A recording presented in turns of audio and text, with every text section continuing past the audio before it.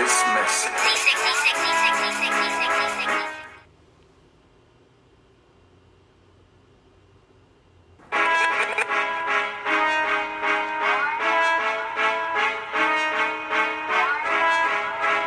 I was told to deliver this message.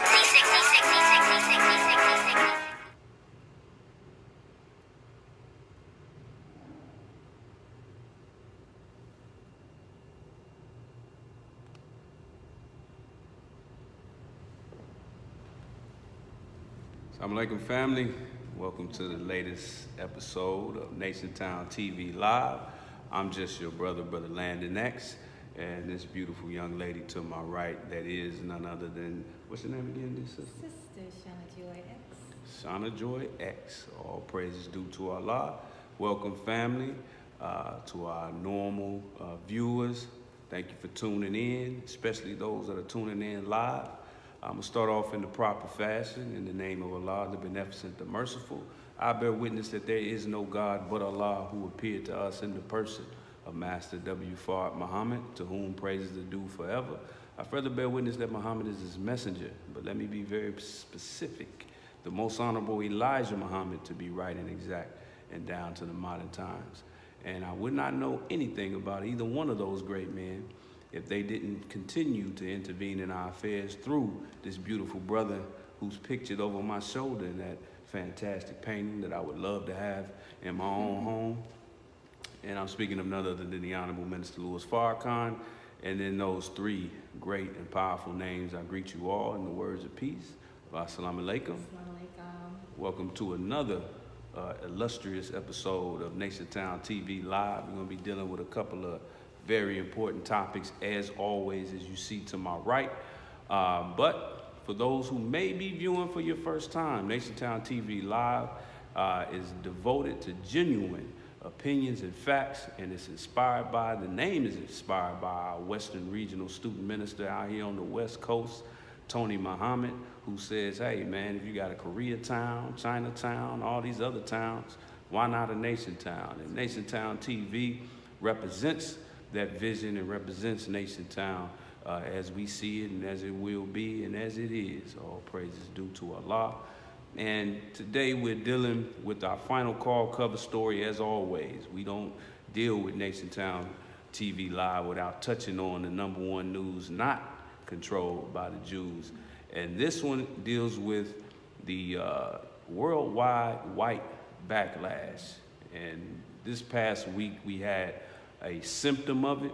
It wasn't just the only thing, it was just a symptom. You know, when a person has a disease, sometimes you don't even know they have it until they have a symptom, until they break out, until they throw up, or whatever the case may be. But we had a very tragic symptom of white supremacy going wild, Aryan mindset going wild, and really just them being their nature, because they were born wild. They are not of the civilized people of this earth, no matter how much we love them and how much we've been tricked into thinking so. So, we're going to touch on that first and foremost, but also our secondary topic is dealing with the proper handling of social media, this thing that you're watching us on right now. The Most Honorable Elijah Muhammad had a collection of information called The Proper Handling of People that he released when he was in our midst. And, a lot of those same attributes can be tagged to social media. We have a social media guidebook in the Nation of Islam. But this is not just for that topic, nor any of our topics on Nation Town TV are just for registered members of the Nation of Islam. It's for the entire Nation of Islam, both registered and unregistered, which includes all of the Aboriginal people of this earth, the black, the brown, the red, Native American, however you want to see it. But, and even white folks, if you want to pay attention and learn something, hey, it can help you too. If you have an open mind and you regress from your nature for about 5-15 minutes, But we're going to talk about the proper handling of social media for all of us, especially for people who, we claim we're sick and tired of being sick and tired, and we want to do something different. We want more for ourselves. We want more for our people. Well, this very powerful tool called social media and the internet in general could be used as a conduit for that if we use it correctly. So we're gonna deal with that and take a lot of questions and comments. If you have any questions or comments, I want to point that out. Definitely hit us up. We will, if it makes any sense, not even if we don't agree with it, if it makes sense and it's an honest comment, an honest question, and an interesting comment, interesting question, we will cover it as best we can. As Minister Tony said last week, he said he wasn't the best of Noahs, only God is. And I'm definitely not the best of Noah. Maybe she kind of up there, but me, I'm definitely not. But I will give you that Nation Town take on that particular comment or question. So I'm gonna get right into our final call cover story: white backlash worldwide. And as I like to do, I give you a little teaser reading the first couple of paragraphs. And I always want to remind you, when you see me or any other brother, bow tie, straight tie, pushing that final call, don't let that issue miss you. When you see that brother out there, pull over if you got to, and make sure you get your copy.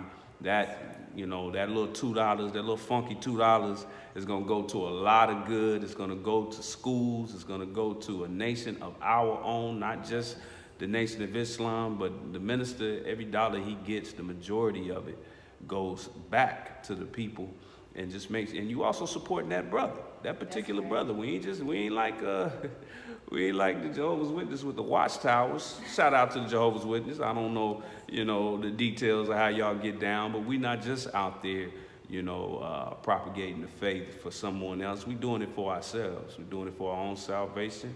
And also, that brother he's basically an entrepreneur.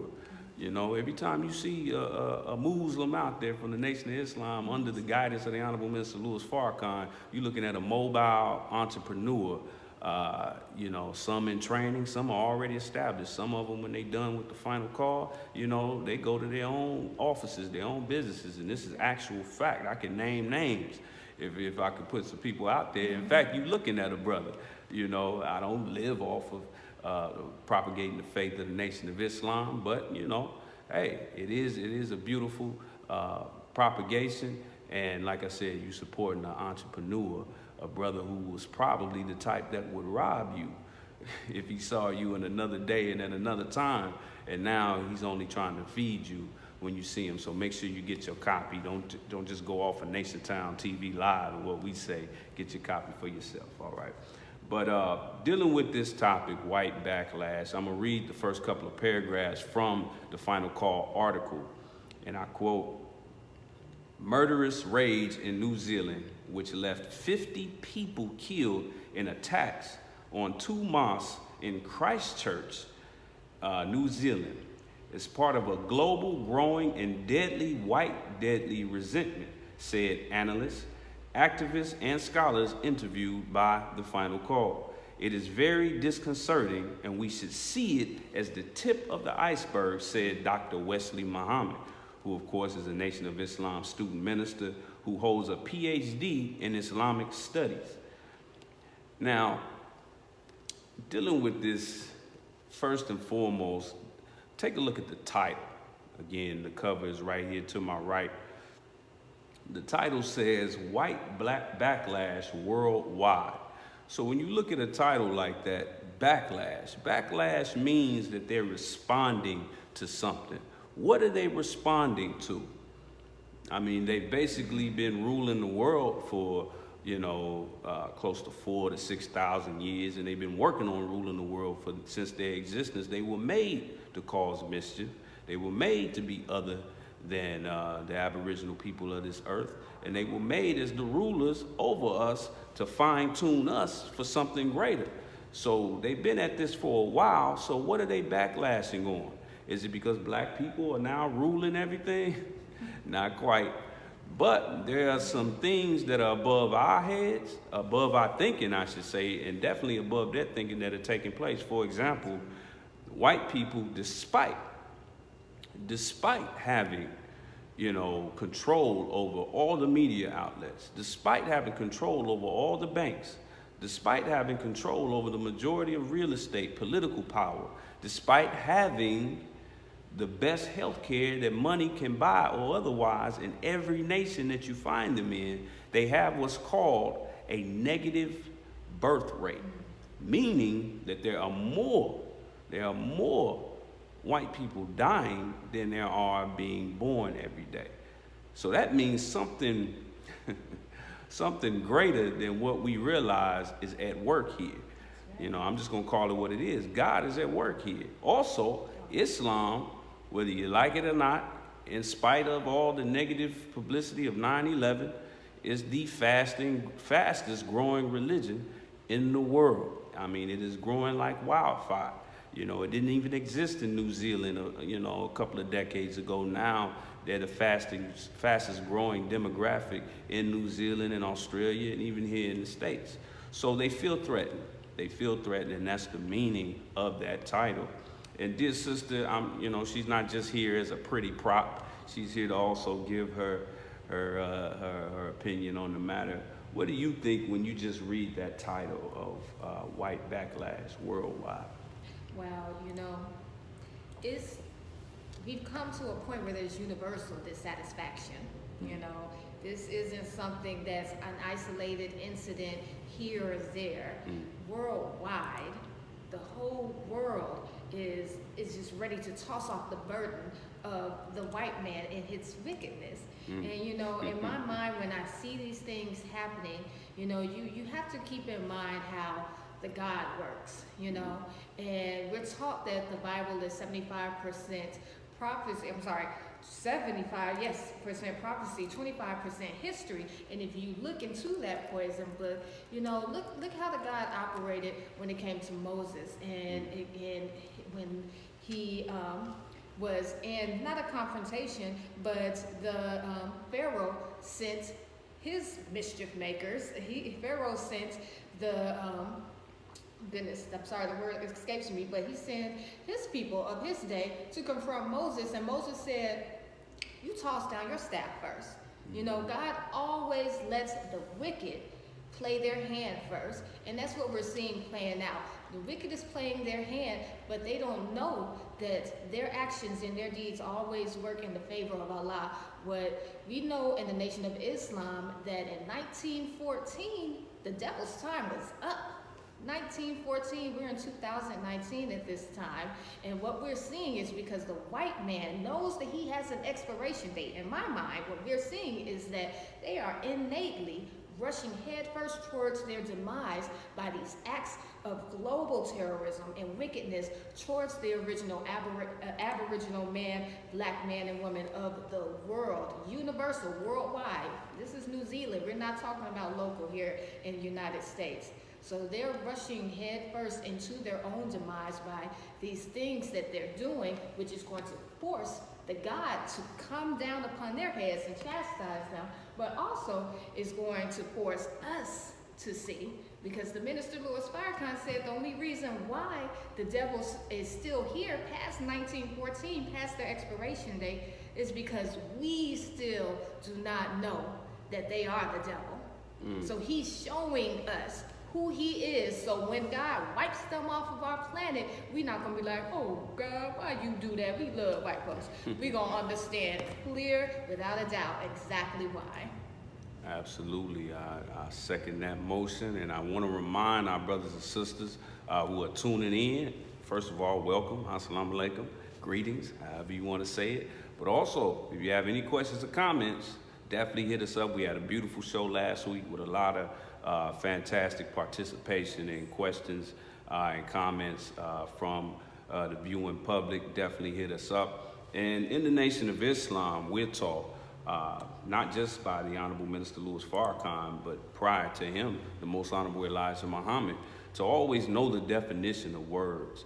We're taught in our lessons that the average person only speaks 400 words, considered well. And when you read a word, reading is not just about recitation. You want to know what you're actually talking about, and also the etymology of the word. So real quick, I'm going to define or clear the word backlash. It is a noun, a strong and adverse reaction, listen, by a large number of people, especially to a social or political development. The second definition is a recoil arising between parts of a mechanism, a recoil, a kickback. So, it's a strong and adverse reaction by a large number of people. We're speaking of none other than the Caucasian, particularly those who represent white supremacy. But keep in mind that the Aboriginal people of this earth outnumber them about 11-1. But they are a large body of people, and their political and overall power and financial power is quite strong. So when you catch their attention, when you are born in a world that is tailor-made for your success and your survival, but you see something that lets you know that time on that perch is coming to an end, and you see a people who, no matter what weapons you devise against them, they keep kicking and they keep living, and they even smile, they even joke, they even happy. I mentioned the negative birth rate and how the fact that Caucasians, despite having the best health care that money can buy everywhere on the earth, having greater access to all types of opportunities and resources, they have a negative birth rate. But then the Aboriginal people of this earth, particularly black people, we have the worst health care that money can buy all over the earth. We have the least access to opportunities, both financial and educational, all over the earth. We are even, especially here we are in Los Angeles, this is ground zero of the so-called crack epidemic and also the culture of gangs. Between here and Chicago, these are the I hate to use this word, but the Mecca and Medinas of gang violence. We're even killing each other. However, we still have a positive birth rate. There are about 2 or 3 black babies born for every 1 black person that dies. So like I said, there's a higher hand at work here that lets you know who we are. The only thing that's slowing our rise to our actual crown, to our perch, as the perfect rulers of this earth, is our own mind and understanding that we got a hell of a big brother working in our corner. That's right. And we just don't recognize him, or we've been tricked into not recognizing him. But I just wanted to actually clear that actual title, but I want to that word, but I want to point something else out when it comes specifically to this incident, this tragic incident in New Zealand. 50 human beings. It don't even matter what their religion is. 50 human beings who are doing something that literally means peace. Islam means peace, and it means submission to God. That's all they were doing. 50 of them murdered in cold blood, and then this absolute devil, not only killed them, but before he did it, he logged on live to social media, which is one of the reasons why our secondary topic deals with social media.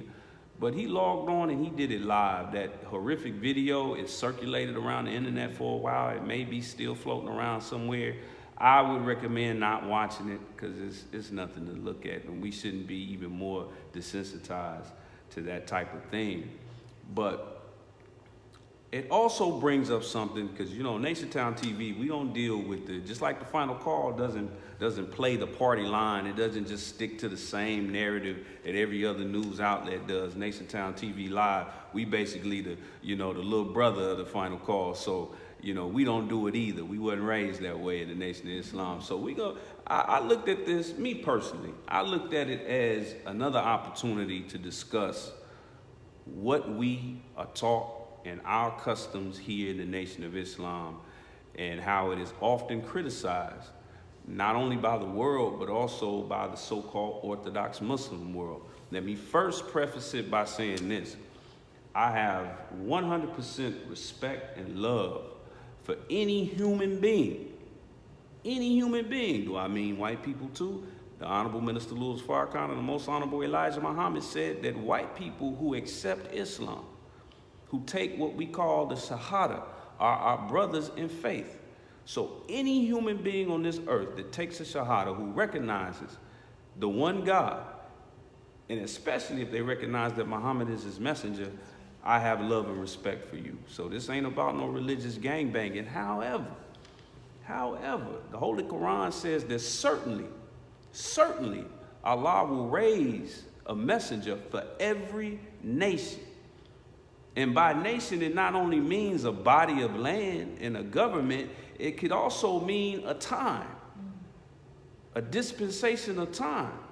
And the most honorable Elijah Muhammad, actually, I'm going to take it a step before him, Master Fard Muhammad, God in person as we see him and recognize him. He set up something that almost 90 years later we still do, and that are the rules and regulations and the construct of our mosque meetings in the Nation of Islam, or temple meetings as they were known back then. And for going on almost 100 years, you could not walk. Even if you were the student minister, even if you were the minister of that mosque, you could not walk into a Muhammad mosque or Muhammad temple in the Nation of Islam without a security check.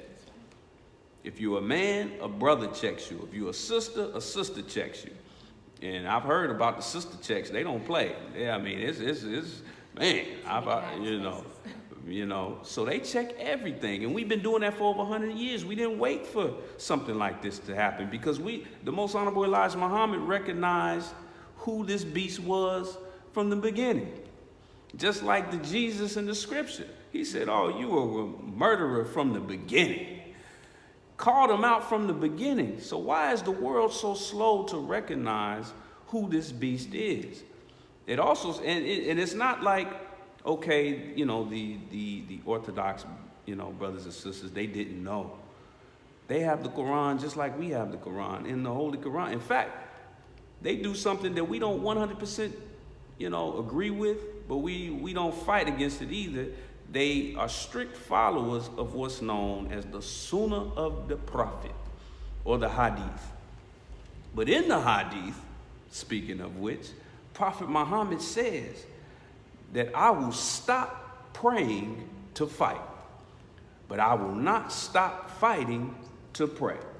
Now, I'm not just going to leave you with Hadith, because in the Nation of Islam, we don't just rely simply on Hadith. So I'm going to go to the Holy Quran. For those of you at home that have your Quran with you, go ahead, open it up to Surah 2, Al-Baqarah.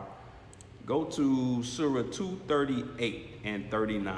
It deals specifically with prayer, not only guarding it in the spiritual sense, but also in the physical sense. And these two surahs are back to back to make sure that there's no doubt in it, as it says in the Holy Quran. So if anybody just takes it as a spiritual meaning, it starts off in a way that's kind of spiritual, but then it hits you in the mouth to let you know that, hey man, we ain't playing, it ain't a game. So I'm speaking directly from Surah 2, ayat or verse 238. Bismillah ar-Rahman ar-Rahim. Guard the prayers in the most excellent prayer, and stand up truly obedient to Allah. That's 238. Now you can say, okay, guard the prayers in the most excellent. They probably talking about qiyam, guard your prayers and make sure that you don't have other stuff on your mind when you praying, Maybe it's a spiritual meaning. Okay, well, let's go to the next ayat and see just how spiritual God is speaking from. In ayat 239, it says, but if you are in danger, if you are in what? Danger. If you're in danger, y'all, say your prayers on foot or on horseback. And when you are secure, remember Allah, He has taught you what you knew not. Now, if you are in danger, I want everybody who's watching this in the comments, I want you to answer this question with a simple one word, yes or no. I want to see how smart our viewers are. I like to think Nation Town TV viewers are smart, but I want to confirm it. We operate on actual facts in the nation. I want you to answer yes or no. Do we live in a dangerous world? Yes or no? Hit us up with your answer. Do we live in a dangerous world? It don't matter what your religion is, or what your color is, or, you know what I mean? It don't matter what you do. Do we live in a dangerous world? Okay, well, let's go back to the Quran. But if you are in danger, if this is a dangerous world and you live in it, then here you are in danger from the moment you came out the womb, in danger. born in sin, shaped in iniquity. So you born in danger. So that covers that. You absolutely in danger. But if you are in danger, say your prayers on foot or on horseback. So guarding your prayers is not just some spiritual way of looking at things. When you come to Muhammad Mosque in the Nation of Islam, you're going to notice something. And I really shouldn't be telling you to do this, but, just if you do it, fine. But, if somebody say, why was you doing it? Go ahead and put it on me. But if you come and be a guest at Muhammad Mosque, number 27, or any other Muhammad Mosque in the Nation of Islam, the guidance of this beautiful brother behind me, when it is prayer time, you're going to notice that nobody moves their seat out of the way and breaks down into full, full salat. That's full salat when you actually prostrate. Muslims, we do it, but we do it, during salat al-Juma, and we do it at home when we make our 5 prayers. But in our mosque is a classroom, and it's out in public. It's a public place.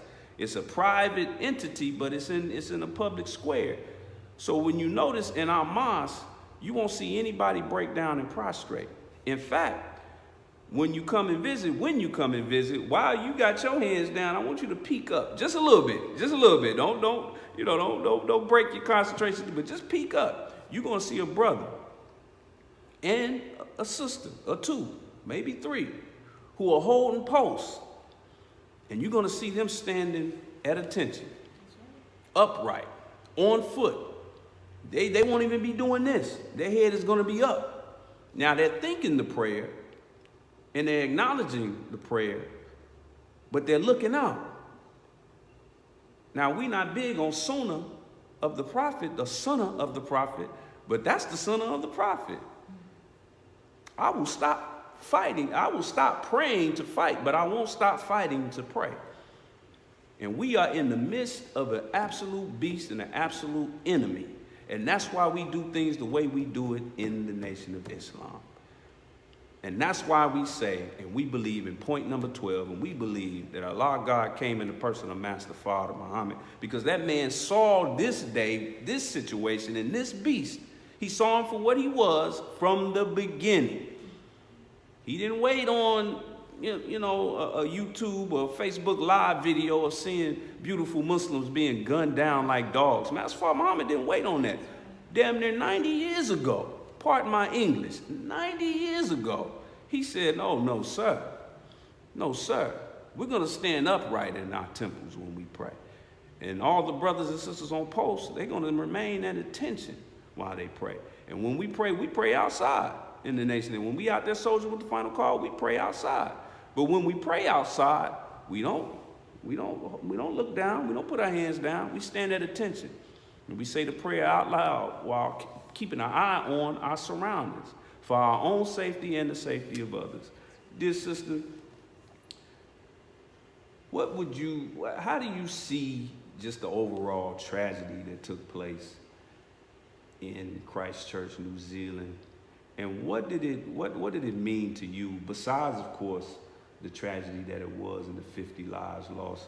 Give us a little bit about your emotions and your thoughts when you first heard about it.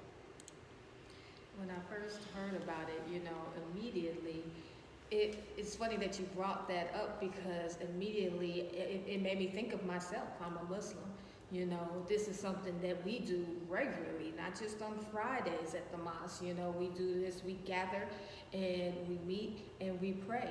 So it made me think of myself, my Muslim family here, and how, oh my goodness, that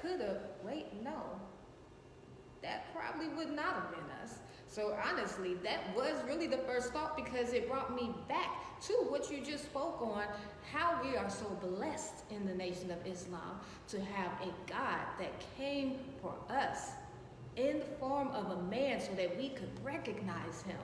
And he didn't just say, do this, do that, do this, because this is what's happening now. Anybody can say that. You can come in your time and look around and know what needs to be done for your time. But he came in the form of a man, Master Farad Muhammad, and he took the time to prove to us who he was by setting up constructs that let us know, that prove that this is the man of the hour, the end of the white race and the end of their world, because the words that he said, the construct that he said, that he set up is coming to fruition now in the end of time, so that we can look back 80, almost 100 years and say, wow, everything, his words stood the test of time.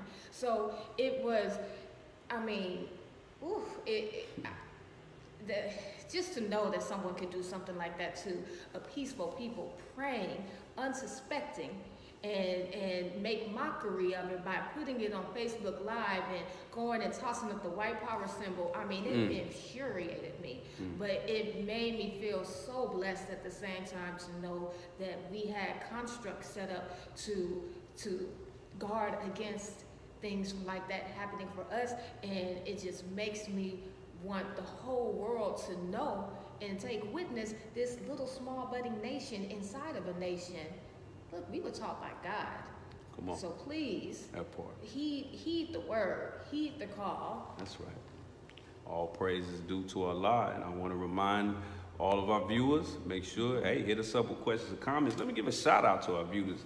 First of all, shout out to our Nation Town cousin and comrade, Brother Alfonso X. That's right. Also known as Malcolm Flex. All praises due to Allah, Brother Deontay Muhammad. Lamar X, all praise due to Allah. That's one of our most consistent viewers. So I'm gonna him to the dear brother, and I love his spirit, man. He always just light up the comment sections. Also, shout out to Brother Kester Pope, Patricia X. Assalamu alaikum, dear family. And we want to encourage you, any questions or comments that you want to have, definitely hit us up. And before we move on to our next topic that deals with the proper handling of social media for all Aboriginal people, not just for the Nation of Islam, but before we move on to that, I'm going to dig a little deeper on this issue between what we believe in and the way we operate in the Nation of Islam, as opposed to the rest of Muslim brothers and sisters, and how we've caught a lot of flack over the last close to 90 years for it. But what really saddens me, the Most Honorable Elijah Muhammad said that even God is hurt and grieved sometimes by some of the things that take place in this world.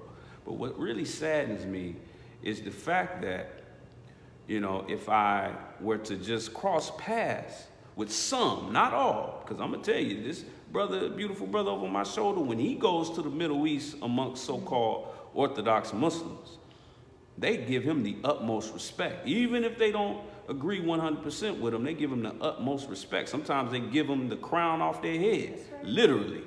But sometimes, just out among the people, if I cross paths with a brother or sister that calls themselves an Orthodox Muslim, there's this tension, and there's this, disdain, there's this, unnecessary, drama or even ridiculous rivalry, especially when they're black, because a lot of them, they used to be followers of the Most Honorable Elijah Muhammad for whatever happened.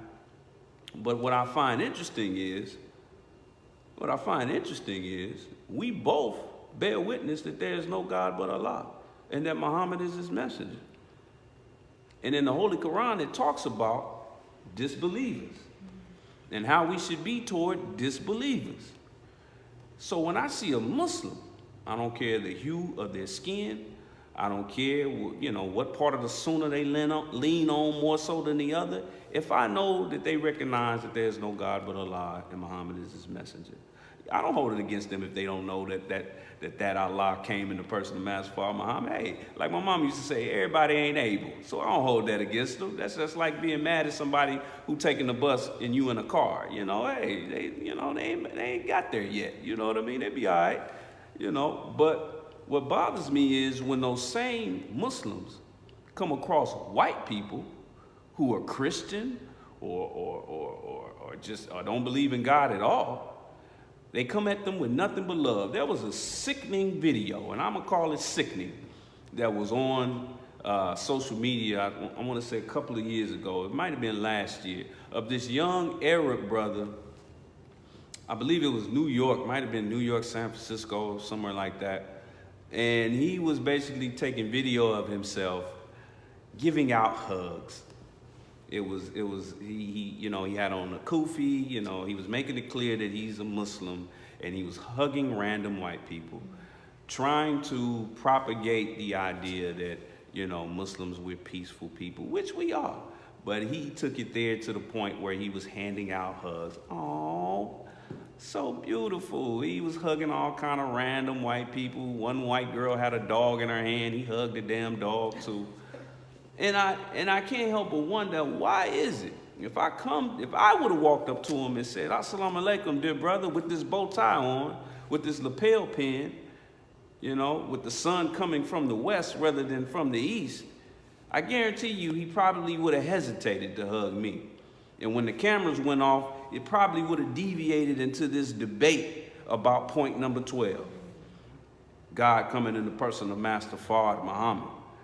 Now, in the Holy Quran, it only tells you to be adverse toward the disbelievers. Now, what is a disbeliever? A disbeliever is essentially and basically someone who has heard the teachings. They know of the Quran. They know of the revelation of the Quran. But they just choose to live otherwise, and they don't recognize it, even though it's been brought to them. So let's find out who the disbelievers are. Do you know? In the United States, I can't speak for any other nation, but in the United States, every courthouse in the United States, every judge's chamber has a copy of the Holy Quran. I believe it was Thomas Jefferson. When he was sworn, he has an actual copy, a very well-read copy. I heard it's so well-read that the pages are nearly hanging off of it. Keith Ellison. Oh, why do I always mention Keith Ellison every episode? Keith Ellison, who calls himself a Muslim, former so-called former member of the Nation of Islam, when he was sworn into Congress, he used Thomas Jefferson's Quran to be sworn in. Every judge's chamber, every judge who ever sent a black man to prison, and threw the book at him, he had a book in his chambers called the Holy Quran. We know that the Muslim sons are what we know as, Masons and Shriners and whatnot. They understand Islam. They know the secrets, some of the secrets. And they're really not secrets, but they know the Quran. They've always known of the Quran. They know of Allah. They know of Prophet Muhammad, peace be upon him. But they choose not to live the life of a Muslim. And in public, they spread vitriol toward Islam. That officially makes them disbelievers. So when a disbeliever comes near a so-called Orthodox Muslim, they handing out hugs. But when some of them, I want to emphasize that, some of them come across us or just come across our ideology, then suddenly there's a problem. No brother with a bow tie has ever ran up in a mosque anywhere in this world or masjid and spread anything but love. We definitely ain't walked up in them. We don't even carry weapons. We can't hold so much as a penknife unless you come at us with it and we knock it out your hands. If we pick it up before you do, you in trouble, for that particular instance.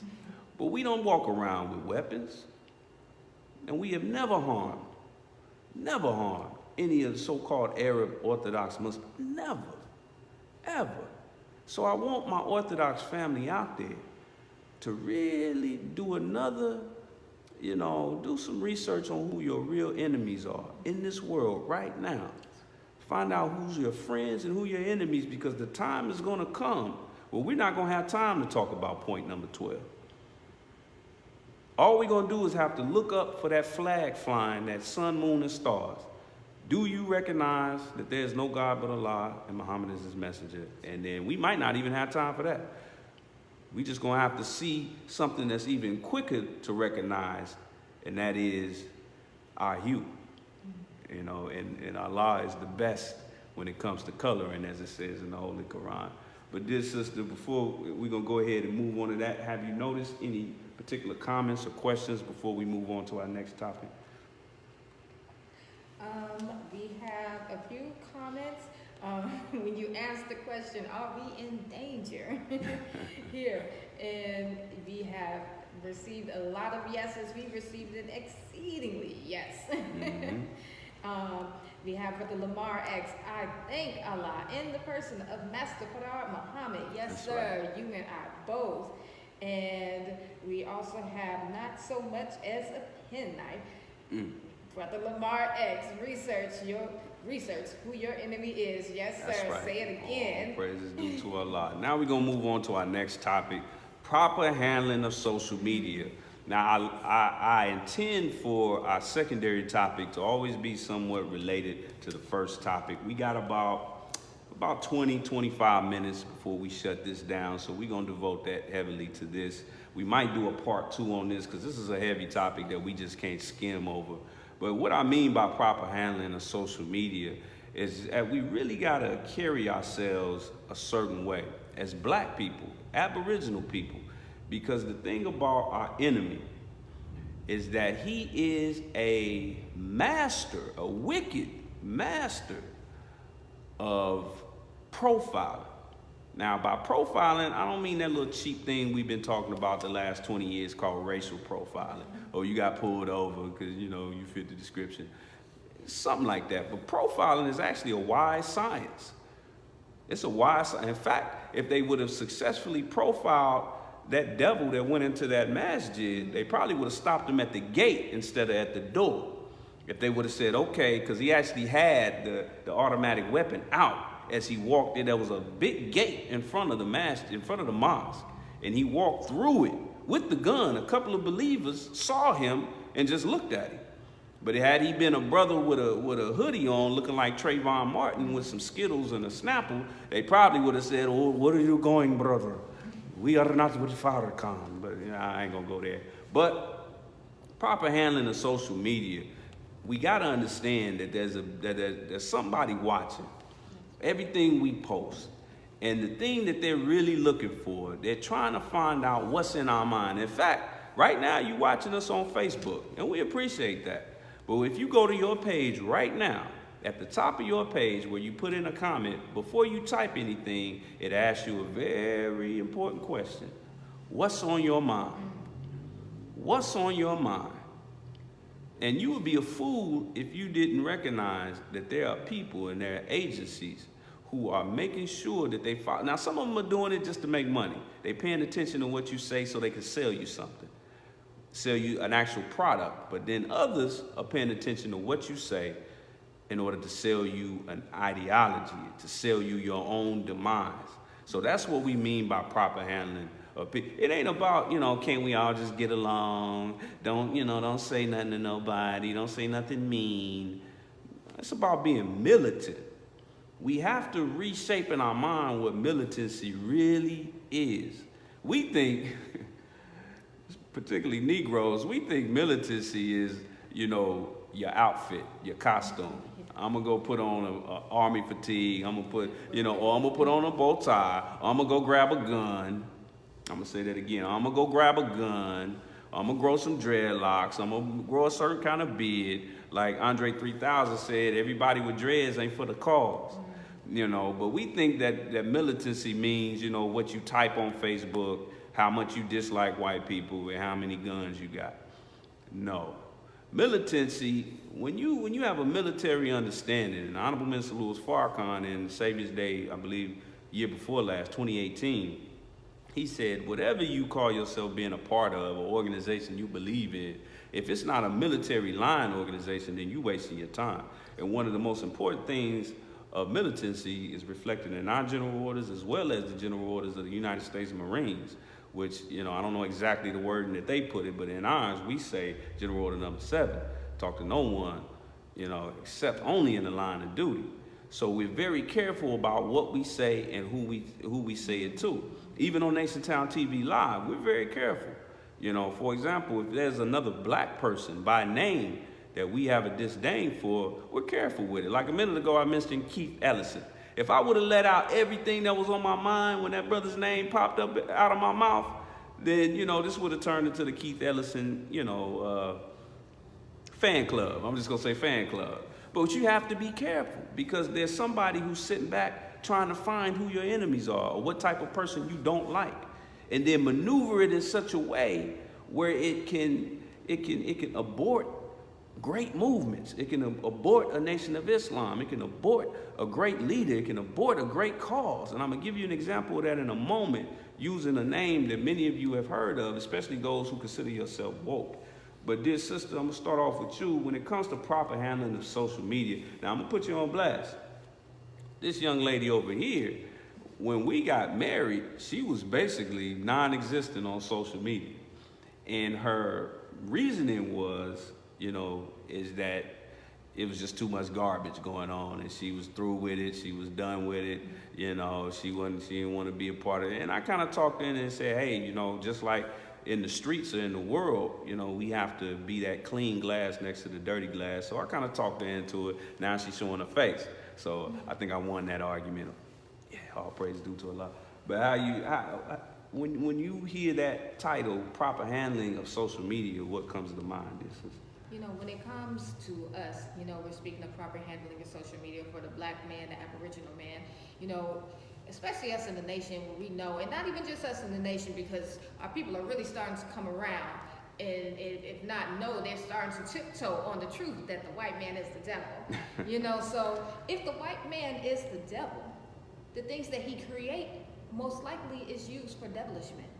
This social media has been used as a wonderful tool. We've been seeing it shut down a lot of wicked white folks, who have been clowning.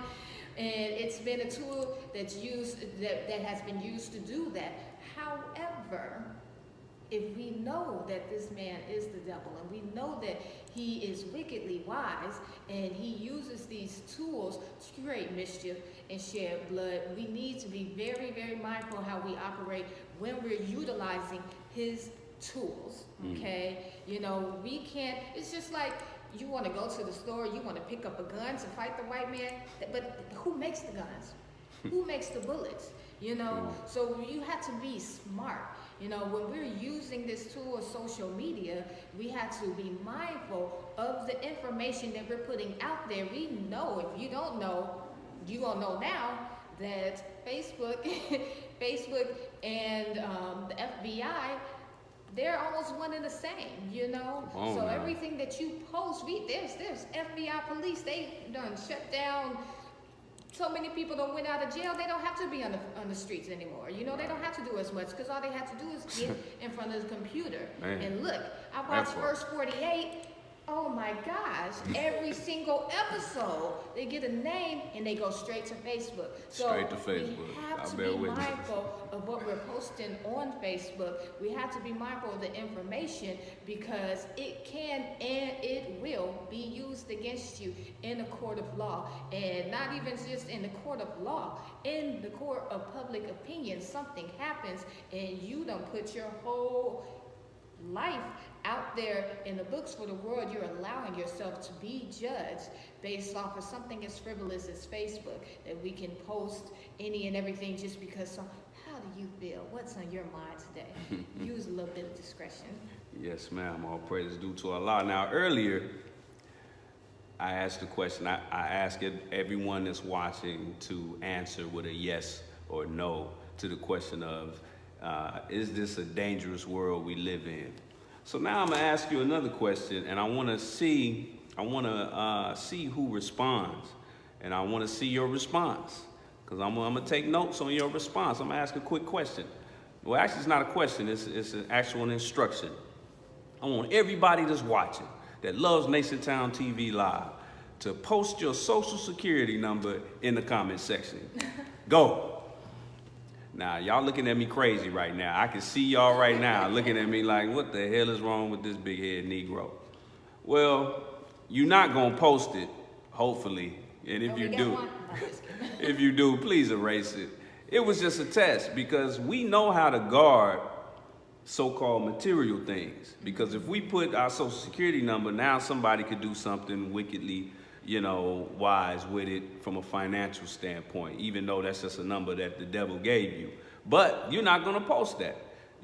Sisters, I was raised in a house full of women. Sisters don't leave their purse anywhere. You don't let anybody watch your children.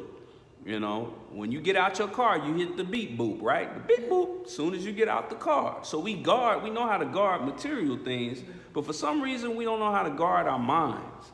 You have to guard your mind, like the ayat I just read. When it talks about guard your prayers, the deeper meaning of that is to guard your mind when you pray. And we have to guard our minds sometimes when we're out in public. Don't let everybody know how you feel about everything. You know, make a point, put your opinion out there, but you also want to guard your emotions. You know, be careful about who knows who you don't like. Now, you know, we rub each other the wrong way sometimes, so there's somebody out there you don't like.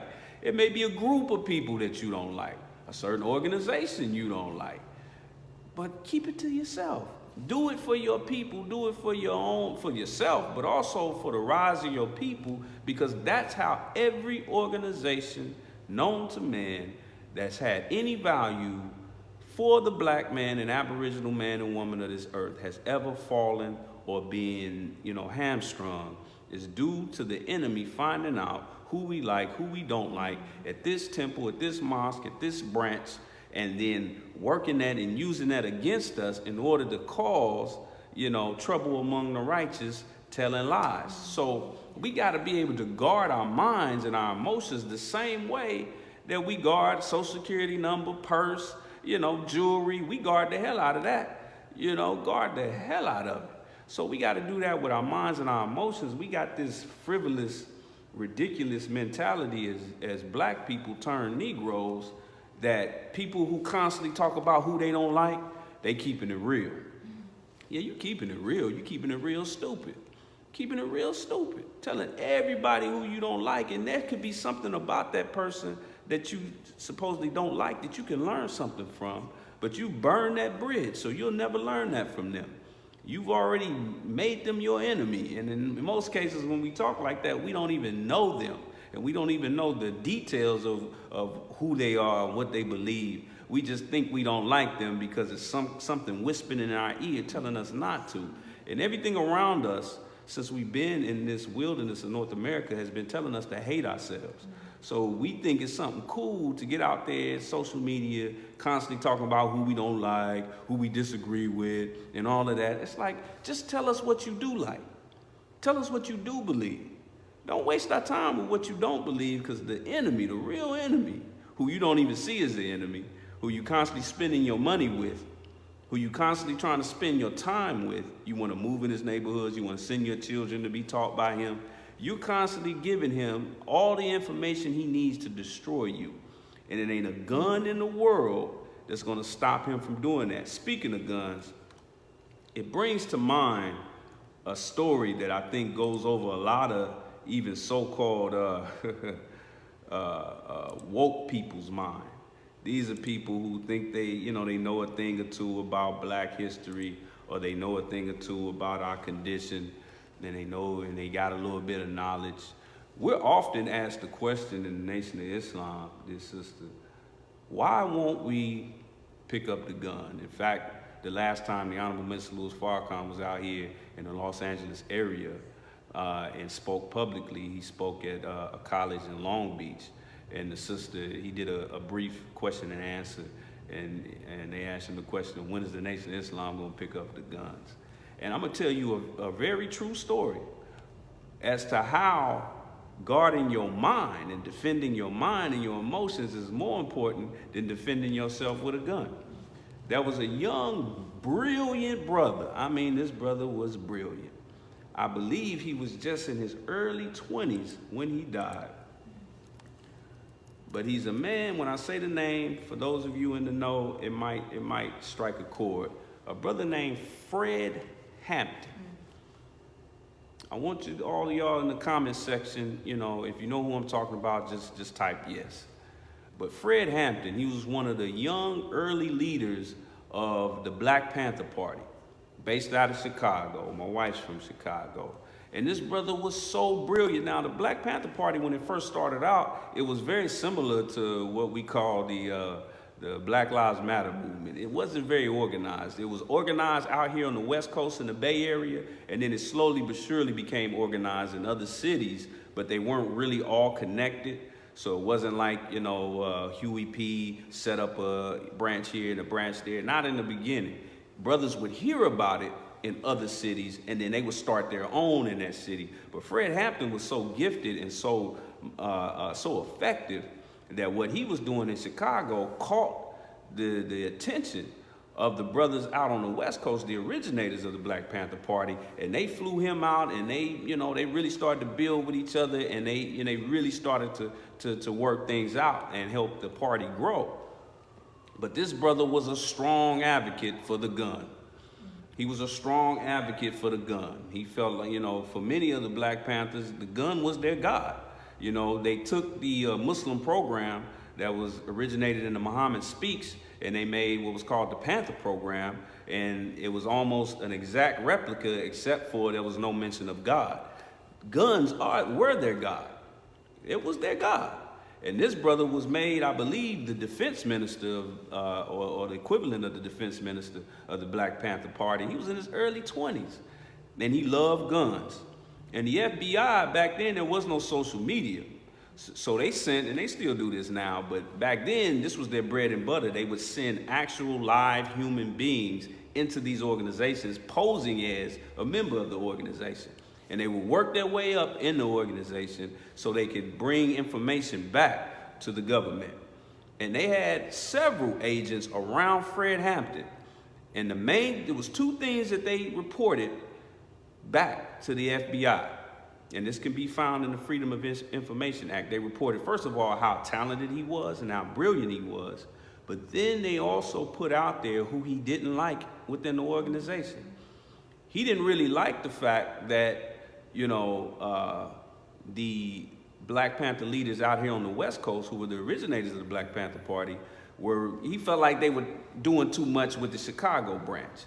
That suddenly they were putting all their hands on it, you know. He didn't have a major problem with it. He didn't have a major problem with it. However,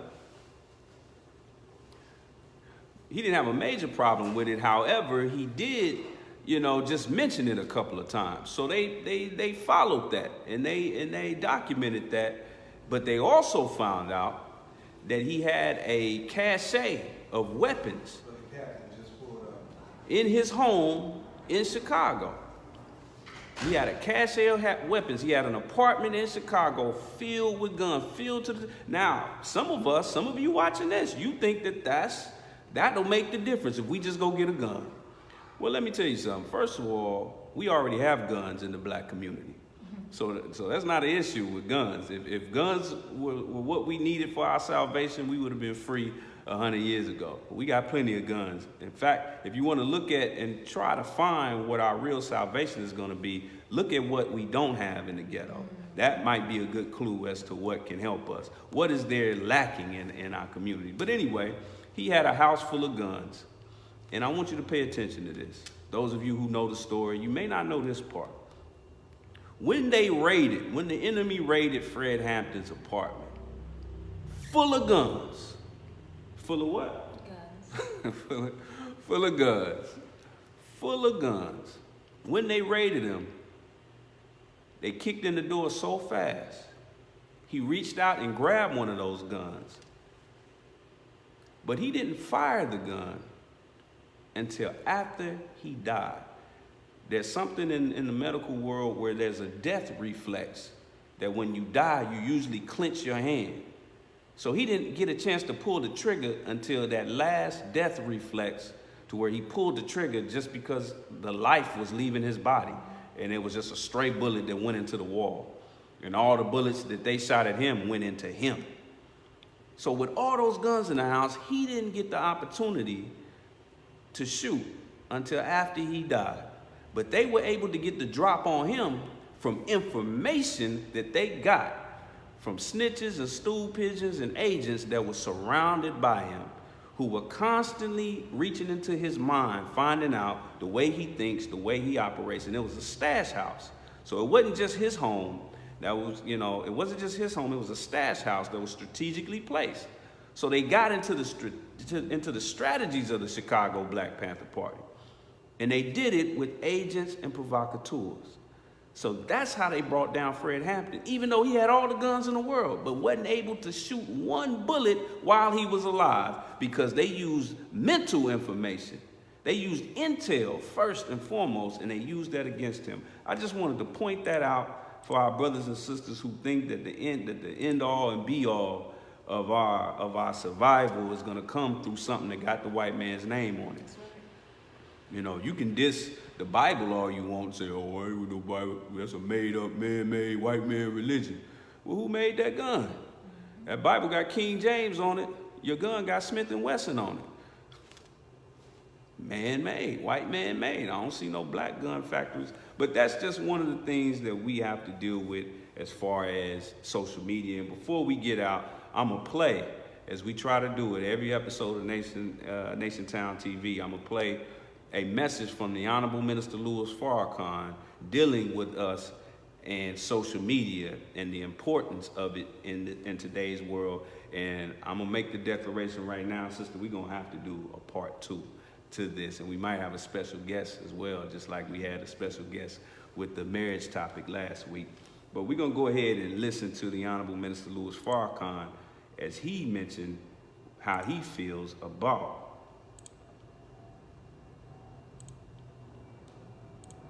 social media and its impact on young people today. Listen closely.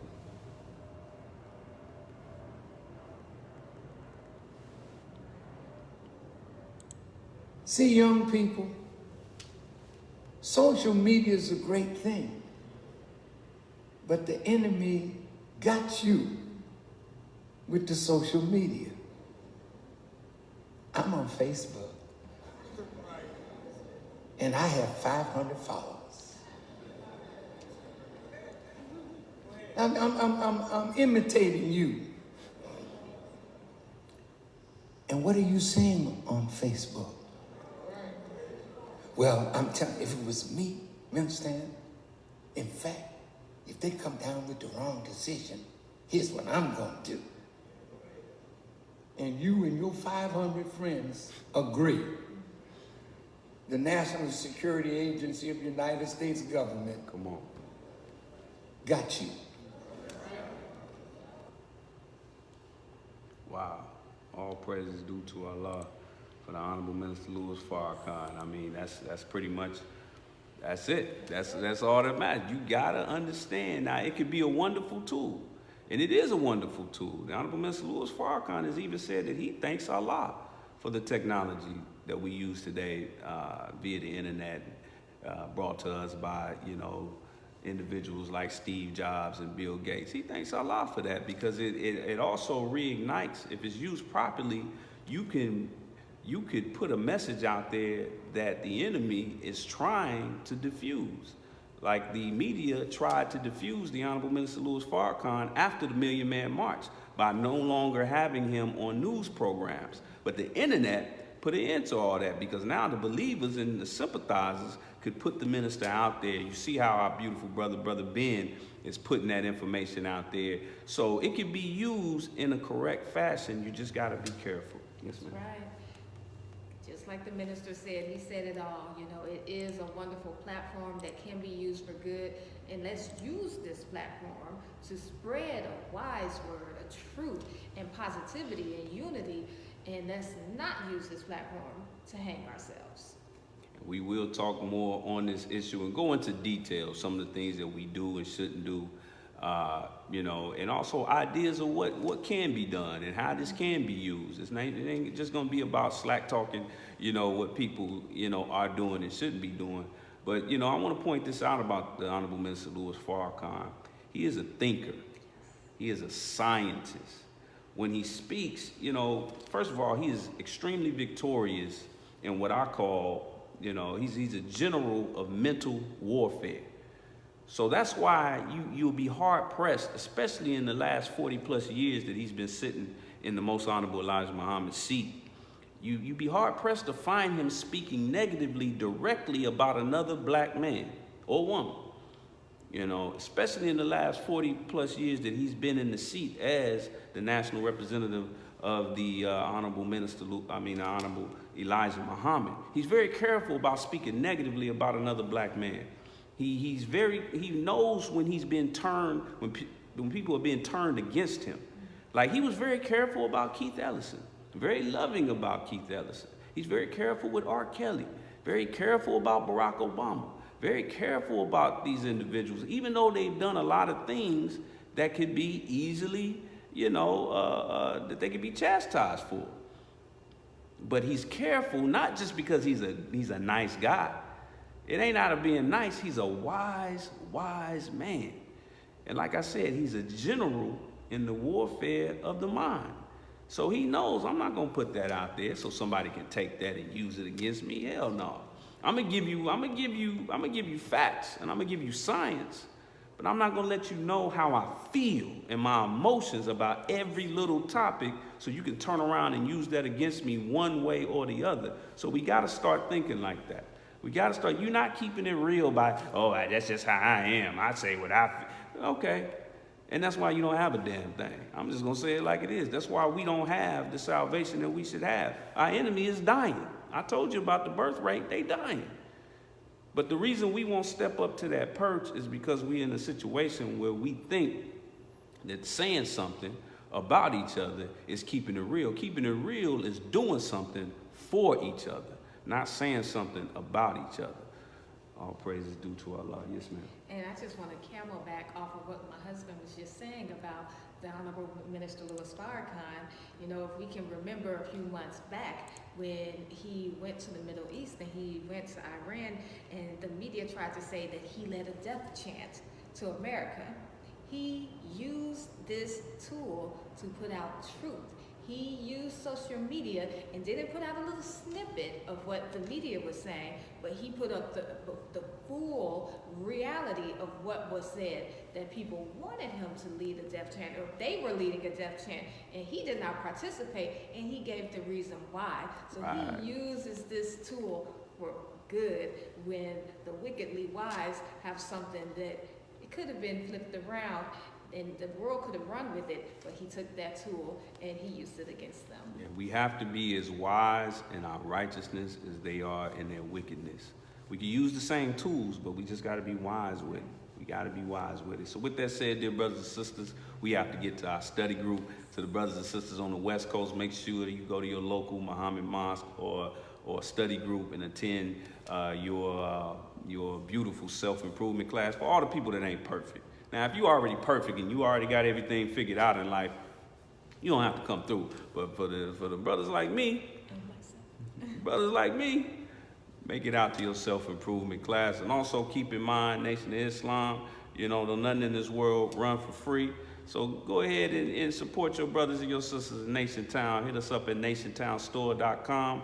We have merchandise, as they call it, merch. We also have some goodies. And we also have personal care products, all black owned and distributed, eating fresh. I mean, we got soap, toothpaste, everything you need to keep your backside clean.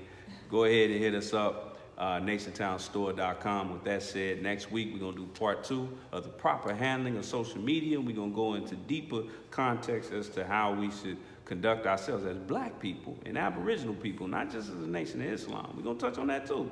But we're going to deal with ways that we can use this really for our salvation and not just for our demise. And we're going to talk about the economics of social media as well. Speaking of which, nationtownstore.com, hit it up. Just look around, just like you do at the mall. You ain't got but $5 in your pocket, but you still go to Macy's and look at, just look around, you know what I mean? All praise is due to Allah. But with that said, I thank all of you for checking us out, as you always do. We had a beautiful show last week, beautiful show this week, and we're going to keep coming at you at this time. Also, check out my brother Malcolm Flex TV. We also will still be doing the Nation Town TV with myself and him. But Liberated Sisters, the whole nine. Absolutely, Sister Charlene, writer extraordinaire. What's that time again for Liberated Sisters? Liberated Sisters comes on every Tuesday at 10 a.m. That is Pacific Standard Time. My beloved Sister Charlene of the Final Call newspaper. And just go on to her page, Charlene with the E, Muhammad, and just log on every Tuesday at 10. Or you can come on Nation Town, because we always make sure that we share it on Nation Town. So with that said, That's right. I leave you as I greeted you in the words of peace. We said in Arabic language, Assalamu alaikum. Assalamu alaikum.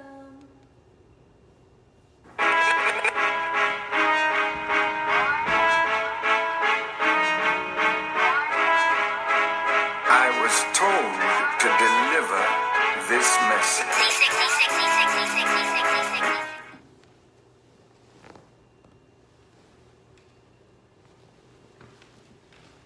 Laptop with grip disconnected. Ready?